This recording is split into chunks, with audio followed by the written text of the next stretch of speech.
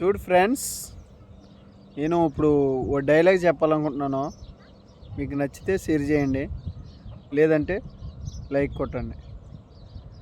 ఇప్పుడు ఒకే జర్నీలో 100 రూపాయలతో ప్రయాణం చేస్తాడు, 500 టికెట్ తీసుకొని ప్రయాణం చేస్తాడు, 2000 రూపాయల టికెట్ తీసుకొని ప్రయాణం చేస్తాడు. కానీ జర్నీ 100 రూపాయలు, 500, 2000 ఒక్కడికే చేరుతాం కదా ఫ్రెండ్స్. అలాగే మన జీవితంలో కూడా ఉన్నవాడు ఉంటాడు, మధ్య రకం వాడు ఉంటాడు, లాస్ట్కి ఏమీ లేనివాడు ఉంటాడు.